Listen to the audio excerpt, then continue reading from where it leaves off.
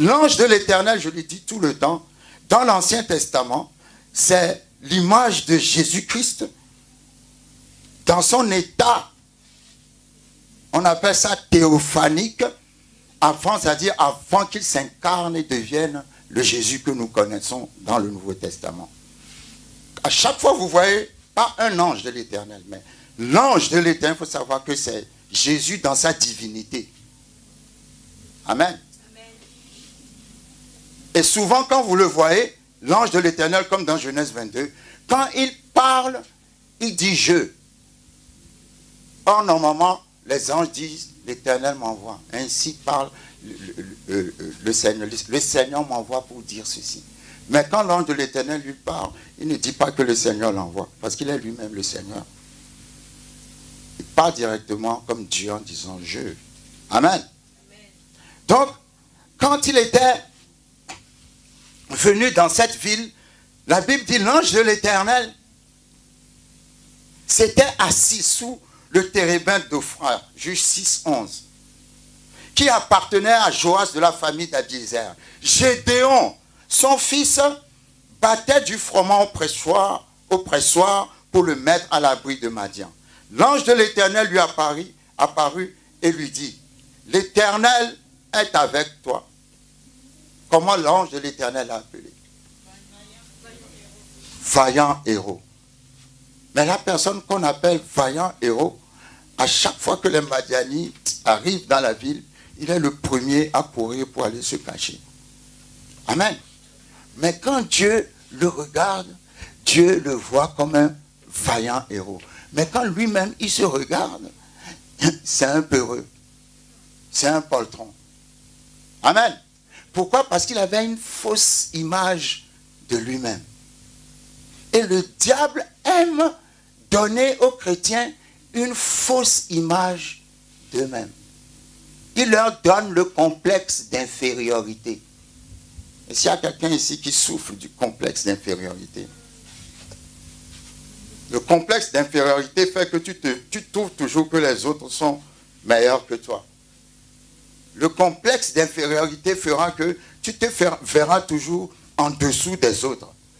Alors que dans certaines situations, tu es même meilleur que les autres, mais tu ne le sais pas. Mais le diable a réussi à te faire croire que tu n'as pas de valeur.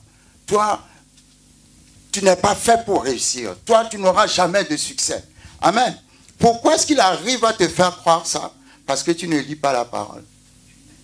Parce que tu ne sais pas ce que Dieu dit de toi. Parce que si tu savais ce que Dieu disait de toi, tu n'allais pas permettre que cette idée-là même de complexe d'infériorité vienne en toi.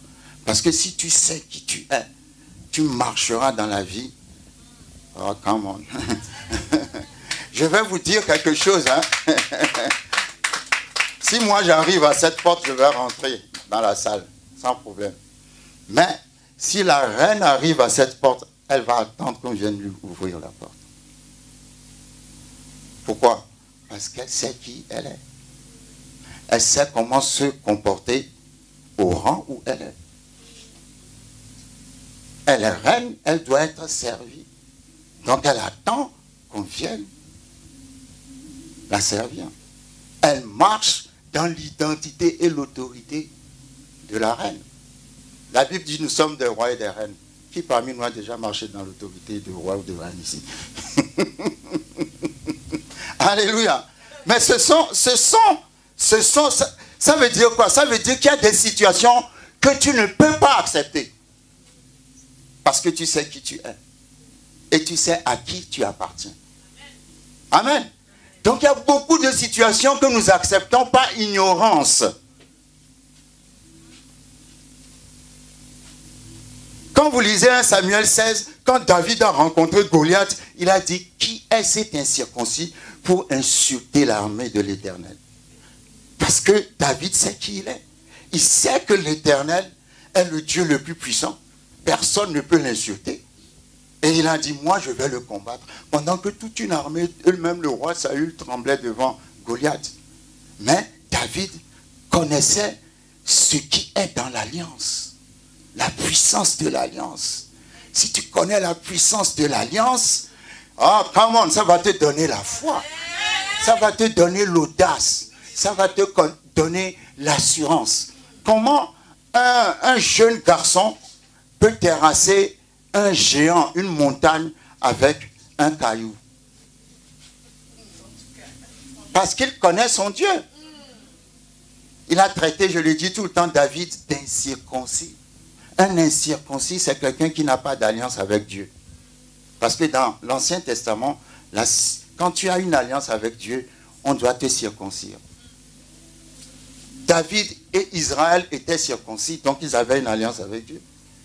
Et quelqu'un qui n'a pas d'alliance avec Dieu, un incirconcis, comme Goliath, vient pour insulter et faire peur à quelqu'un qui a une alliance avec Dieu. Il a dit qui est cet incirconcis? C'est-à-dire, il s'est basé sur la puissance de l'alliance. Il a dit, mais c'est pas possible. L'armée de Dieu ne peut pas trembler devant un païen, hein, un adorateur d'idoles, alors que l'armée a une alliance avec Dieu. Et pourtant, l'armée était dans l'alliance, mais ne connaissait pas l'alliance. C'est pour ça que je dis, si tu ne sais pas qui tu es, le diable va toujours te manipuler. Parce que, en fait, ce n'est pas le caillou qui a terrassé Goliath. C'est l'alliance qui a terrassé Goliath. Si tu es dans l'alliance de Dieu, Dieu est seul, mais il est la majorité. Tu dois apprendre à élever ta foi afin de connaître qu'est-ce que la Bible dit de toi. Jésus a dit, je vous ai donné le pouvoir de marcher sur toute la puissance de l'ennemi et rien ne pourra vous nuire. Il faut bien écouter les mots qu'il utilise. Il n'a pas dit, je vous ai donné le pouvoir de marcher sur la puissance de l'ennemi. Il a dit sur toute la puissance de l'ennemi et rien. Il n'a pas dit certaines choses peuvent, non, non. Rien ne pourra vous nuire. S'il a dit, je vous ai donné la puissance, c'est que tu as cette puissance. Dis à ton voisin, j'ai le pouvoir. Mais jusqu'ici, je ne l'ai pas exercé. Mais à partir d'aujourd'hui, je ne vais plus vivre, je vais régner. Come on, come on. Quand tu règnes, c'est pas toi qui obéis aux circonstances, c'est aux circonstances de t'obéir. Alléluia. Amen. Jésus dit, je t'ai donné le pouvoir. Dis à ton voisin, exerce le pouvoir. Arrête de te lamenter. Tu as déjà le pouvoir.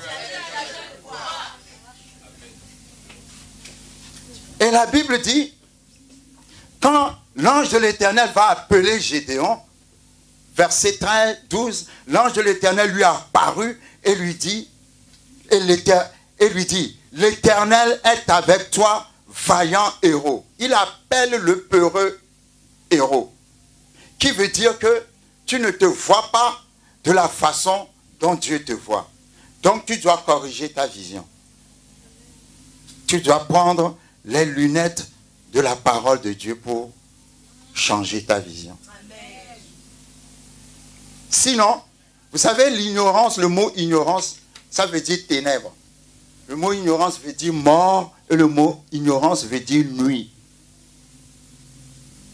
Si tu es dans l'obscurité, la nuit, dans les ténèbres, le diable va passer son temps, le diable va tellement te voler que le jour où tu vas te rendre compte, tu vas être fâché. Alléluia. Parce que tu es dans l'ignorance. Amen. Et je donne toujours cet exemple pour faire rire les gens. Quand l'argent que le social donne, une semaine arrive et puis ils ont enlevé 10 € dedans. Il faut voir comment les gens vont crier pour réclamer les 10 € qu'on a enlevés. Mais le diable enlève 1 million tous les jours. Tu ne réclames pas parce que tu ne sais pas. Alléluia. Connais tes droits spirituels en lisant la parole de Dieu. Si tu lis la parole de Dieu, il y a des choses que le diable ne peut pas te faire.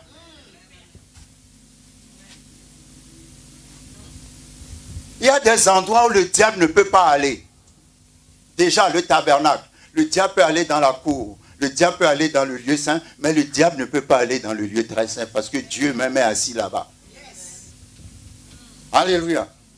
Donc il y a des choses que le diable ne peut pas te faire. S'il arrive à te le faire, c'est parce que tu es ignorant de tes droits. Et la seule façon de connaître tes droits, c'est étudier la parole de Dieu. C'est pour ça, c'est très important d'aller à l'école biblique.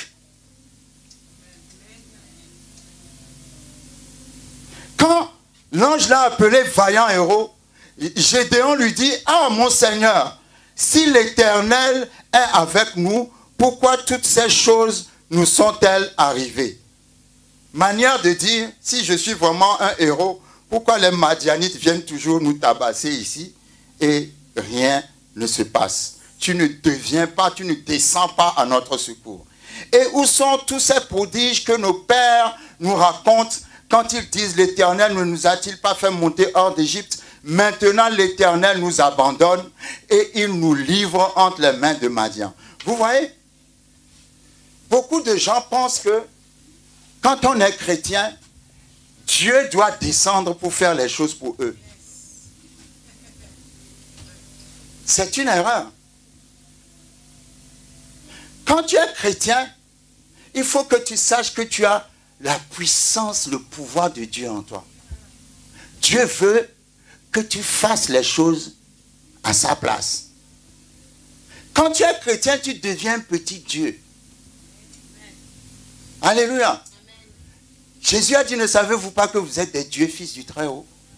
Quand tu es chrétien, tu règnes pour Dieu. Amen. Il ne faut pas attendre que Dieu... Il y avait Kenneth Hagin, qui est un grand enseignant de la parole de Dieu, qui avait beaucoup de visions du Seigneur. Un jour, il parlait avec le Seigneur Jésus dans une vision.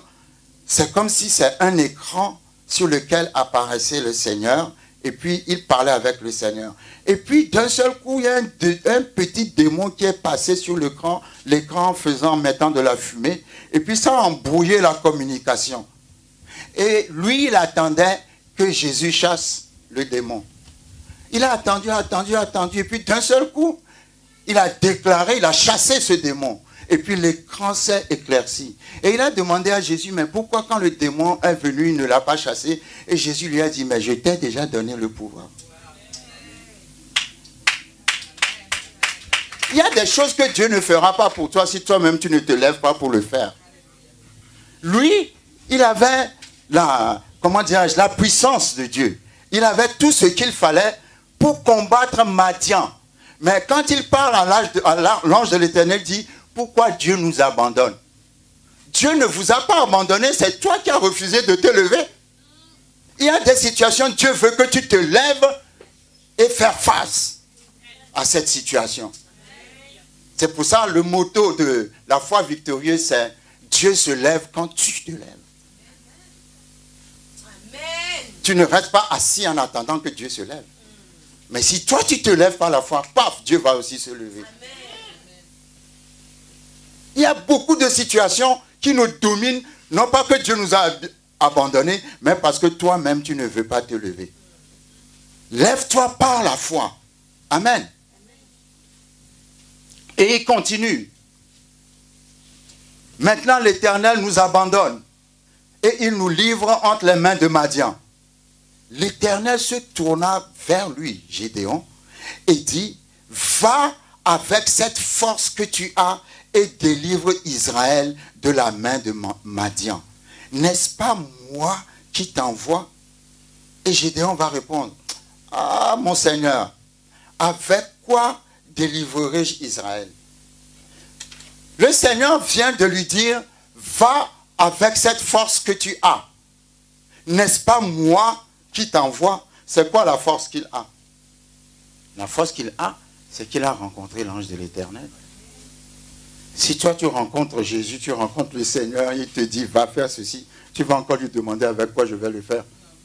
Le fait d'avoir rencontré le Seigneur, ça te donne une capacité surnaturelle, surtout que c'est lui qui te dit, va. Ça veut dire, si tu vas, je serai avec toi. Mais beaucoup de chrétiens ne veulent pas aller, ils veulent que le Seigneur aille pour eux. Mais le Seigneur a déjà été à la croix pour toi. Maintenant, tu as le pouvoir. Dis encore, j'ai le pouvoir. J'ai le pouvoir. Alors, il dit, en l'ange de l'Éternel, l'ange de l'Éternel dit, va avec cette force que tu as et délivre Israël de la main de Madian. N'est-ce pas moi qui t'envoie? Gédéon lui dit, ah mon Seigneur, avec quoi délivrerai-je Israël? Voici, ma famille est la plus pauvre en Manassé et je suis le plus petit dans la maison de mon père. Bon, dites-moi, quel est le rapport? Dieu t'envoie en mission, toi tu dis à Dieu que tu es petit et puis ta famille est pauvre. Pourquoi? Parce que il a vécu avec, peut-être que le fait qu'il soit petit de taille, hein, ça lui a donné des complexes. Est-ce que vous me suivez? Et il trouve qu'avec la taille qu'il avait, il ne pouvait pas faire de grandes choses. Ou le fait qu'il soit sorti d'une famille pauvre, ça lui a donné des complexes. Beaucoup de gens, pendant leur enfance, on s'est moqué de certains handicaps qu'ils ont. Et ça les a tellement traumatisés qu'ils ont fini par croire qu'ils ne sont capables de rien du tout. Je suis pauvre et je suis petit. Mais il faut que tu te débarrasses de ce complexe d'infériorité parce que Dieu ne te voit pas comme tu te vois. Malgré sa petite taille et malgré sa pauvreté, c'est lui que Dieu a choisi. Oh, come on. Il y avait des gens qui avaient des tailles de géants, qui étaient beaux, qui étaient musclés, mais Dieu a dépassé tous ces gens pour venir choisir celui que les hommes ont rejeté. Dis à ton voisin, Dieu m'a choisi, Dieu m'a choisi. Dieu m'a choisi, Dieu m'a choisi. Je suis désolé pour toi, je ne corresponds pas à ta façon de voir les choses, mais Dieu m'a choisi. Il y a des choses que je peux faire et que toi tu ne peux pas faire. Je ne suis pas beau, je suis vilain, je suis tout ce que tu veux, mais Dieu a dépassé tous les beaux pour me choisir. Donc Dieu m'a trouvé beau, Dieu m'a trouvé belle. Come on. Come on, come on. Non mais c'est vrai, sincèrement. Quelque chose que les gens te disent, regarde-toi dans le miroir, je suis beau, je suis belle. Parce que si tu écoutes ce que les hommes te disent, tu vas toujours passer à côté de ta destinée. Maintenant, je ne vais pas, comment dirais-je, continuer avec la lecture, mais si vous lisez, maintenant Gédéon va dire à l'Éternel, bon, si c'est vraiment moi qui dois aller à la guerre, donc fais en sorte, donne-moi un signe. Amen. Il a commencé à demander des signes à Dieu. Bon, je vais juste donner un exemple. Si c'est moi que tu as choisi, quand je vais sortir de ma maison ce matin, je dois rencontrer un chat blanc. Vous savez qu'il y a des gens comme ça? Ils demandent des signes. Si tu cherches des signes, le diable va tellement te manipuler jusqu'à... Tu vas dire, non Seigneur, c'est pas possible. Tu demandes des signes, mais le diable va te donner des signes. Quand toi-même tu vas voir les signes, tu vas dire, non, ça c'est Dieu. Vous vous souvenez quand David a trouvé Saül dans une caverne? Saül, vous savez, Saül a tenté de tuer David 21 fois sur 9 ans. Dans un livre qu'une Américaine qui s'appelle Marilyn qui a écrit. Quelqu'un qui cherche à te tuer 21 fois sur 9 ans, d'un seul coup, tu trouves la personne seule dans une caverne. Qu'est-ce que vous allez dire? Gloire à Dieu. Les gens disaient à David, voici le moment de te débarrasser de ton ennemi, c'est Dieu, Dieu, Dieu. Les gens vont toujours dire c'est Dieu. Mais ce n'est pas Dieu. Parce que quand David a coupé un pan du manteau de Saül, son cœur a commencé à lui battre fort. Ça veut dire que Dieu ne voulait pas qu'il le touche. Mais la situation apparaît comme si c'est Dieu. Pourquoi? Parce que tu suis les signes. Amen. Seigneur, si c'est vraiment ta volonté que telle chose se passe quand je vais sortir. La foi n'a pas besoin de signes. La foi dit, si Dieu l'a dit, Dieu va le faire, point. Signe ou pas signe. La Bible dit, nous ne marchons pas par la vue. Nous ne marchons pas non plus par les signes. Amen. Mais si Dieu l'a dit, je crois. Gédéon a fait des exploits. Mais Gédéon n'a pas la foi. Parce que l'ange de l'Éternel va être patient avec lui. Va lui donner tous les signes qu'il demande. Et maintenant, avant d'aller à la guerre, lui seul, il a pris 32 000 personnes pour aller rencontrer les Madianites. Tellement il avait toujours peur. Et Dieu lui a dit, tu as trop de gens avec toi pour gagner. Vous savez, parfois on a l'impression que quand beaucoup de gens sont avec nous, nous aurons la majorité. Non, non. Ce n'est pas une question de beaucoup de gens avec toi. C'est une question de l'alliance dans laquelle tu es. Parce que si Dieu est avec toi, personne ne sera contre toi. Pourquoi? Parce que Dieu tout seul est la majorité. Donc Dieu va lui dire, les gens que tu as choisis sont trop nombreux. Tu ne peux pas gagner. Vous voyez la logique de Dieu? Pour l'homme, si tu as plus de gens dans l'armée, tu as plus de chances de gagner. Mais pour Dieu, tout, même si tu as toute la terre avec toi, tant que lui n'est pas avec toi là, tu ne vas jamais gagner. Donc Dieu va lui dire, débarrasse-toi des gens. Pour te débarrasser des gens, amène-les au bord d'une source d'eau. Et observe comment ils vont boire l'eau. Et quand il les a amenés au bord de la source d'eau, il y a des gens qui se sont mis à genoux devant l'eau et ont plongé leur tête dans l'eau pour boire. Et il y a une autre catégorie qui ne s'est pas mis à genoux devant l'eau, mais qui prenait l'eau et l'amenait à la bouche. Et cette catégorie-là, ils étaient 300. Et Dieu a dit à Gédéon, c'est ces 300-là qui vont t'accompagner pour rencontrer les Madianites, qui sont une multitude comme des sauterelles. 300. Et pourquoi Dieu a choisi les 300? Parce que les 300, c'était une situation de guerre dans laquelle ils étaient, donc ils pouvaient boire et garder les yeux sur le devant. Amen. Quel que soit ce qui peut arriver, quelle que soit la situation, mes yeux sont sur la vision. Ceux qui ont plongé leur tête dans l'eau à genoux, là, les Madianites vont venir leur couper la tête une à une. Pourquoi? Parce que dès qu'ils ont trouvé une distraction, bien quelque chose, ils ont oublié la vision. Ils n'étaient pas éveillés. Les 300 étaient éveillés. Tu as besoin d'être entouré de gens éveillés. Et la Bible dit, avec les 300, Gédéon va terrasser la multitude de Madianites, multitude comme une sauterelle. Amen. Pourquoi? Parce que si Dieu est avec toi, qui peut être contre toi? Dieu veut que tu développes une relation personnelle avec lui. Et cette relation personnelle va développer aussi ta foi. Amen. Avertissez-moi quelle heure il est, s'il vous plaît. Il est 12h30. Il est midi, j'ai encore 30 minutes. Ah, c'est beaucoup, hein. Qui veut m'aider à prêcher?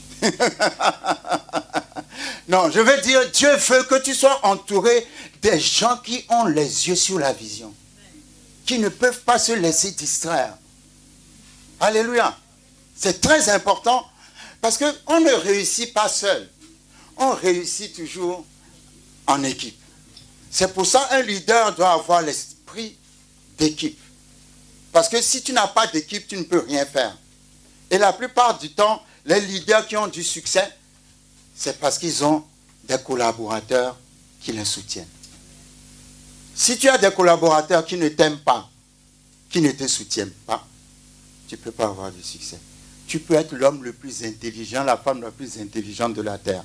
Mais si tes collaborateurs sont des sorciers qui sont derrière toi toujours pour te fatiguer et mettre des barrières partout, tu ne t'en sortiras jamais. Pour moi, la chose la plus importante pour les gens qui entreprennent, c'est l'entourage. C'est l'entourage. Si les gens qui t'entourent ne t'aiment pas, c'est comme, j'ai donné un exemple une fois, que au Japon, ou enfin je ne sais pas dans quel pays, en Asie, il y a quelqu'un qui a envoyé son fils chez un maître. Et l'année n'est pas encore finie, et l'enfant a été renvoyé à la maison. Et le papa était étonné, et le papa lui demande, mais qu'est-ce que mon fils a fait pour que tu le renvoies à la maison? Est-ce qu'on n'a pas payé la scolarité? Le maître dit oui. Est-ce que mon fils ne fait pas ses devoirs? Il a dit oui. Et il lui dit, mais alors, pourquoi tu le renvoies à la maison? Et le maître lui a dit, parce que ton fils ne m'aime pas. Si tu n'aimes pas ton patron, tu n'es pas utile pour la vision. Vous savez, il ne faut pas perdre du temps. Nous, on a perdu du temps, on a appris beaucoup de choses. Hein? Et il y a des choses qui ne nous arriveront plus. D'abord, si tu n'aimes pas ton pasteur ou ton patron, qu'est-ce que tu fais là? Tu ne vas pas aider la vision. Tu vas t'opposer à la vision. Amen. Il y a un passage dans la Bible où David faisait la guerre avec les vaillants guerriers. Les vaillants guerriers qui étaient venus aider David pendant que Saül le poursuivait étaient les plus grands voyous et brigands du coin. Mais ils ont vu l'appel de Dieu dans la vie de David et ils sont venus pour aider David. Mais un seul vaillant guerrier, un seul, peut à lui tout seul tuer 1000 Philistins. Non, vous n'avez pas compris. C'est-à-dire que les vaillants guerriers de David étaient plus forts que David lui-même. Parce que David a terrassé Goliath, mais David tout seul n'a jamais tué 1000 Philistins. Mais ces guerriers ont reconnu l'onction de Dieu. Et ils sont venus pour soutenir David. Et ils faisaient leur campagne. Un jour, ils étaient partis en guerre et on a failli tuer David. Et il y en a un qui a sauté sur lui pour le protéger. Et ils ont dit, à partir d'aujourd'hui, tu n'iras plus à la guerre avec nous. J'aime trop ce passage-là. Pourquoi? Parce qu'ils aimaient leur leader. Ils ont dit, si on te tue, donc on a tué la flamme d'Israël. Oh, qu'est-ce que j'aime ça! Qu'est-ce que j'aime ça! Un collaborateur, c'est quelqu'un qui aime son patron, son pasteur, sa pasteur, la personne avec qui il collabore. Mais à partir du moment où tu n'aimes pas, qu'est-ce que tu fais là? Tu deviens un élément que Satan va utiliser pour détruire. Et puis le plus souvent, le leader aime toujours donner des places importantes à ceux que lui, il aime. Et le plus souvent, le leader aime la mauvaise personne. Pendant que dans l'équipe, il y a des gens qui sont prêts à mourir pour le leader, mais le leader ne les voit pas. Si tu veux aller loin, choisis toujours les gens qui t'aiment. Oh, vous ne me comprenez pas. Même si toi, tu ne les aimes pas, ce n'est pas un problème. Aussi longtemps que je sais que tu es mon affaire, je peux tout laisser, je sais que tu seras toujours là. Amen. C'est là où nous allons chercher les gens que nous-mêmes on aime là.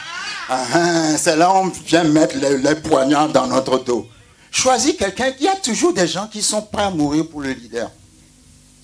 Tout peut se passer, lui il est toujours là. On peut accuser le leader de tout. On a vécu des situations où toute une ville a accusé une seule personne. Qu'est-ce qu'on n'a jamais raconté sur le pasteur Jean-Claude? Et c'est les mêmes qui racontent la même chose qui reviennent après encore pour s'asseoir avec le pasteur Jean-Claude. Pourquoi? Parce que j'ai choisi des gens que j'aimais. Maintenant, je ne choisis plus les gens que j'aime. Je choisis les gens qui m'aiment. Jésus a dit à Pierre, Pierre, m'aimes-tu? C'est ça la base du ministère. Le leader doit choisir les gens qu'il aime. Il a dit, Pierre, m'aimes-tu 3 fois? Ça veut dire, tiens, c'est maintenant que ça m'arrive. Ça veut dire que Le leader doit choisir les gens qu'il aime. Si tu choisis des ennemis, ben, tu ne vas pas durer. Je suis désolé pour toi. Amen. Que tu sois directeur d'une entreprise, que tu sois directrice de je ne sais quoi, choisis toujours les gens qui t'aiment. 2 Samuel chapitre 23. Nous voyons dans ce passage l'histoire d'un homme, je parle souvent de lui aussi, qui s'appelait Shama. Shama était quelqu'un qui vivait dans une ville. Et dans cette ville, à chaque fois que le temps de la récolte arrive, les Philistins venaient pour ramasser toute la récolte, pour prendre les lentilles. Et à chaque fois quand les Philistins venaient, tout le monde fuyait. Alléluia. 2 Samuel 23, verset 11. Après lui, Shama, fils d'Agé, d'Arar, les Philistins s'étaient rassemblés à Léchi. Il y avait là une pièce de terre remplie de lentilles. Et le peuple fuyait devant les Philistins. Shama se plaça au milieu du champ, le protégea et battit les Philistins. Et l'Éternel opéra une grande délivrance. Peut-être que quand les Philistins venaient avant, Shama aussi fuyait. Et puis un jour, il a dit, aujourd'hui, c'est aujourd'hui. Est-ce que quelqu'un peut répéter avec moi? Aujourd'hui, c'est aujourd'hui. Un jour doit venir dans ta vie de chrétien, tu dois dire au diable, aujourd'hui, c'est aujourd'hui. La Bible dit, tout le monde a fui, mais Shama tout seul est parti se placer, pas dans un coin caché du champ, mais au milieu du champ. Et lui tout seul, il a tabassé toute l'armée. Comment une seule personne peut vaincre toute une armée? Une seule personne. Pourquoi?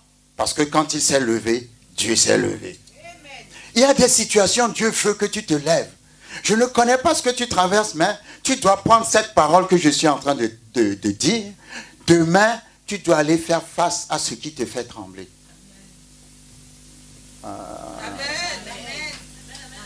Si tu fais face à ce qui te fait trembler, tu vas voir que cette chose ne te fera plus trembler.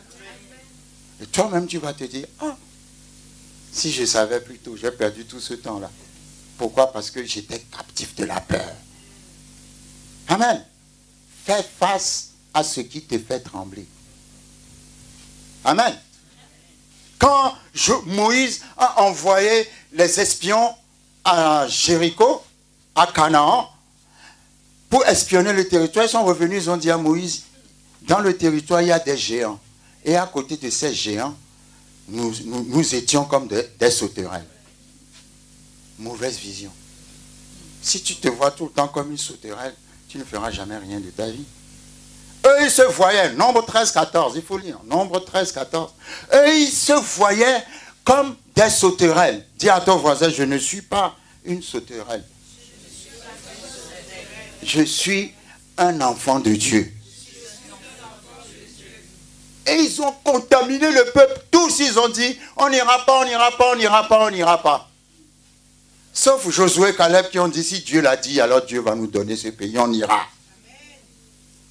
La foi ne marche pas par rapport à ce qu'elle voit, mais par rapport à ce que Dieu a dit. Et vous savez quoi, si Dieu vous a fait une promesse, vous vivrez d'abord le contraire de la promesse. Ah, quelqu'un ne me comprend pas. Genèse 37. Quand Joseph avait fait les rêves. Dans le rêve, Dieu lui a montré qu'il sera au sommet et toute sa famille se prosternera devant lui. Qu'est-ce qui s'est passé qui lui est arrivé? Au lieu d'être au sommet, ses frères l'ont mis dans un puits. Donc, il a d'abord vécu le contraire de la vision avant d'entrer dans la vision. Parfois, le diable va... C'est pour ça que c'est très important de discerner, de voir les choses. Il ne faut pas juger selon les apparences. Parce que l'apparence peut être parfaite. Non, qu'est-ce que Dieu a dit? Nous, on veut entendre ce que Dieu a dit. Amen. Quand ils sont revenus dire, il y a des géants, il y a des géants, nous sommes des sauterelles, nous sommes des sauterelles. Vous lirez que après Moïse, quand les espions de Josué sont partis à Jéricho, qui est une ville des mêmes géants, Rahab la prostituée a dit aux espions, quand nous avons entendu parler de vous, depuis que vous êtes sortis de l'Égypte, tous les habitants de Canaan, y compris les géants, tremblaient. Les géants tremblaient devant les enfants d'Israël, mais les enfants d'Israël tremblaient devant les géants. Come on.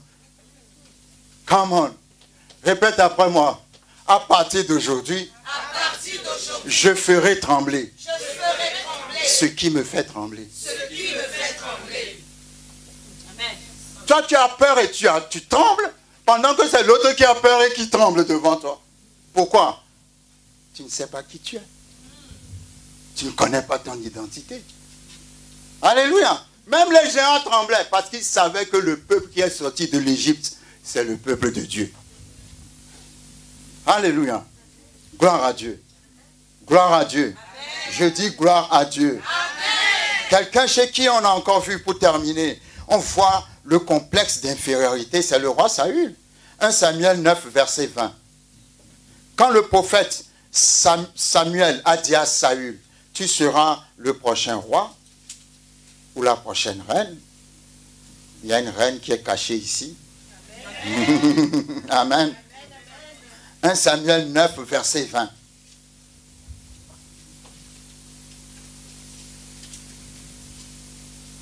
Samuel lui dit, ne t'inquiète pas des ânesses que tu as perdues il y a 3 jours, car elles sont retrouvées.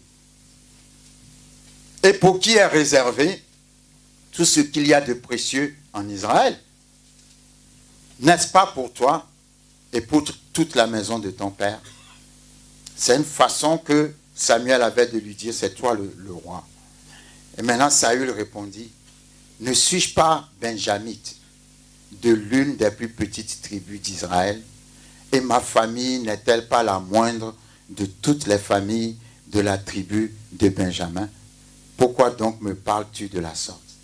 Vous voyez, quand il y a un temps va venir, on va vous proposer quelque chose auquel vous n'avez jamais pensé.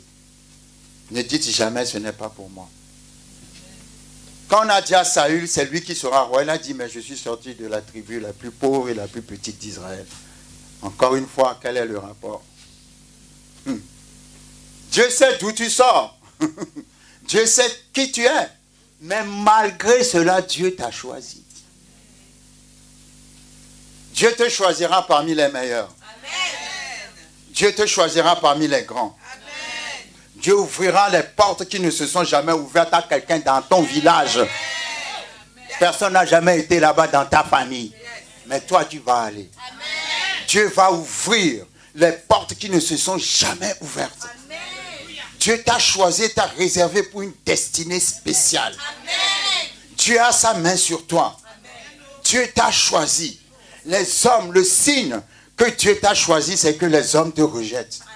Parce que Dieu ne choisit pas ce que les hommes choisissent. Oh, come on. Ah, come on. Ta différence est une opportunité. Je dis ta différence est une opportunité. Ta différence n'est pas un handicap. Ta différence est une opportunité. Par ta différence, Dieu va ouvrir des portes. Par ta différence, il y aura une percée dans ta vie.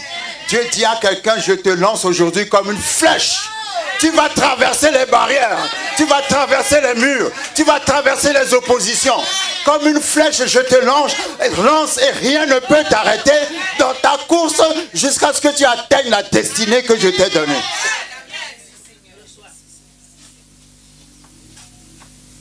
Dans le nom puissant de Jésus. Dis à ton voisin, je suis un héros, je suis une héroïne. Dieu veut faire de toi une héroïne. Dieu veut faire de toi un héros. Si Gédéon n'avait pas quand même suivi tout ce que lui disait l'ange de l'Éternel, il n'allait jamais devenir le leader d'Israël. Il était né pour être le leader d'Israël. Mais le complexe d'infériorité allait l'empêcher de devenir ce que Dieu a choisi qu'il devienne. Levons-nous, je prie à partir d'aujourd'hui que tout ce qui est barrière dans ta vie qui t'empêche d'entrer dans ta destinée est brisé dans le nom de Jésus. Seigneur, merci parce que tu donnes à tes enfants une vision claire sur leur destinée. Tu leur donnes une vision claire sur leur destinée. Tu n'es pas ce que tu crois que tu es. Tu es plus grand que tu crois que tu es. Parce que ton Dieu n'est pas un petit Dieu. Ton Dieu est un grand Dieu. Dieu va t'élever. Dieu va te donner une percée. Dieu va renouveler ton âge. Ah, quelqu'un ne me comprend pas.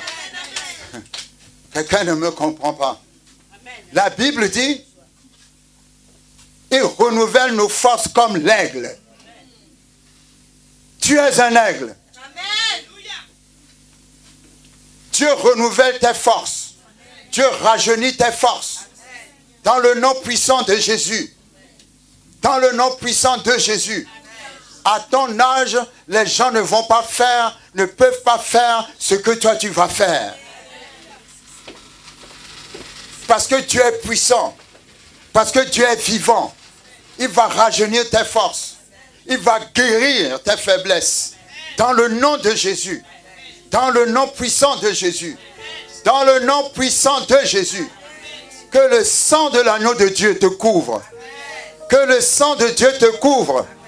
Et détruise tous les murs qu'on a placés devant toi.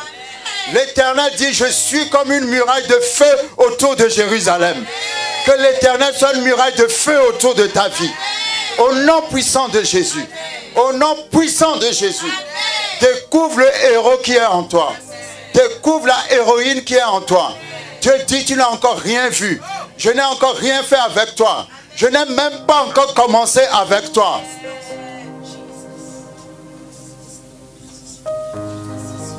Abraham avait 75 ans, il est venu trouver Dieu, Genèse 15, pour dire, maintenant je vais mourir.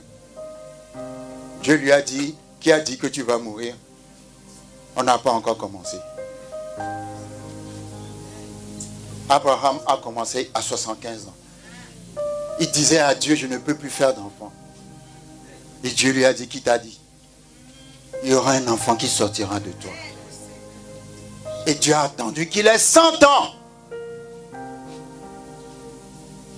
Dieu qui donne la vie aux morts et qui appelle les choses qui ne sont pas comme si elles étaient. Que ce Dieu vous visite.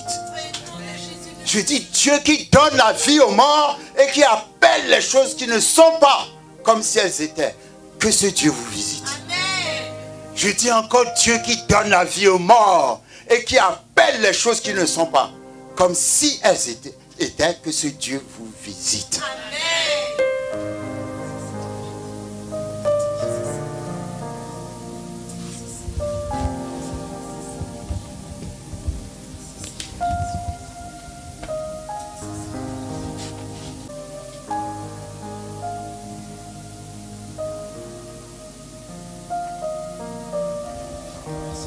Ce pain s'appelle matzah. C'est un pain que les Juifs font. Quand vous voyez ce pain, vous allez voir numéro 1 que c'est sans levain. Et le levain est l'image du péché. Donc c'est Jésus sans péché. Quand vous voyez le pain, vous voyez qu'il est brûlé à des endroits. Ça représente les souffrances de Jésus-Christ. C'est comme l'agneau qui est passé par le feu. Les feux de la souffrance. Et vous allez voir que c'est percé. Comme Jésus a été percé sur la croix. Les Juifs utilisent ce pain. Qui est, en fait, ils ne croient pas en Jésus, mais qui est en fait l'image parfaite de Jésus. Amen. Jésus a dit, voici mon corps qui sera brisé pour la rémission de nos péchés. Vous savez, quand Jésus-Christ est mort, il est mort pour nos péchés passés, présents, futurs. C'est pour ça que le livre des Hébreux dit du Saint-Esprit, c'est l'Esprit éternel. Parce que ce qui est éternel n'a pas de commencement, n'a pas de fin. Jésus ne va pas retourner sur la croix à cause des péchés que tu vas commettre la semaine prochaine. Non, il est mort pour les péchés passés, présents, futurs. Sa mort a couvert toute l'éternité. Ésaïe 54 dit, par ses meurtrissures, nous avons été brisés. Vous savez, il y a une puissance telle dans la communion. Combien d'entre vous faites la communion à la maison? Okay. Il faut faire la communion à la maison, en famille. La communion délivre de la maladie. Quel que soit le nom de ta maladie, tu fais souvent la communion va te délivrer de la maladie. Parce que Jésus a porté toutes les maladies quand il était sur la croix. Passé, présent, futur. Il s'est offert à notre place pour que nous ne soyons plus malades. Même les maladies qui ne sont pas encore détectées par la médecine, Jésus a déjà porté ça. Et quand nous mangeons son corps, nous devons manger son corps avec la certitude que ce corps-là devient le corps de Jésus lorsqu'il entre dans notre corps. Les scientifiques ont prouvé qu'on devient ce qu'on mange. Donc si tu manges souvent le corps de Jésus, ton corps deviendra le corps de Jésus. Est-ce qu'il y a la maladie dans le corps de Jésus? Donc quand nous prenons la communion, il ne faut pas que ce soit quelque chose de traditionnel. On vient, on prend le pain et puis on mange et puis on va s'asseoir. Non, non, non, non, non, non. Tu manges le corps de Christ qui est un médicament. Ça là, c'est un médicament. Amen. Seigneur, merci pour la guérison. Merci pour la délivrance. Alors que nous allons manger ton corps, Seigneur, je prie au travers de ton corps que tu restaures nos corps. Que ton corps détruise toute semence de maladie dans nos corps. Je déclare la guérison miraculeuse au travers de ton corps, Seigneur, au nom de Jésus-Christ. Amen. Et le sang nous purifie. Amen. Le sang nous sanctifie. Le sang, par le sang, nos péchés sont pardonnés. Et la Bible dit, nous avons vaincu Satan à cause du sang de l'agneau. Vous savez, même quand vous faites les délivrances, vous allez crier du matin jusqu'au soir. Démon, sort, démon, tu t'appelles comment? Démon, ceci, démon, cela. Il va être là, va vous résister. Mais dites, par le sang de Jésus, vous allez voir comment il va courir pour sortir. C'est là où tu vois que nous l'avons vaincu par le sang. Pendant que nous allons prendre ce sang, je déclare la délivrance dans la vie de quelqu'un. Que tous les démons qui veulent te rendre captif sortent de ton âme, de ton esprit, de ton corps. Dans le nom puissant de Jésus. C'est le sang de Jésus dans ton sang. Le sang de Jésus dans ton sang. Il faut avoir cette conviction. Le sang de Jésus dans mon sang. Et par ce sang, je suis délivré. Amen. Gloire à Dieu. Alors, vous pouvez venir vous servir.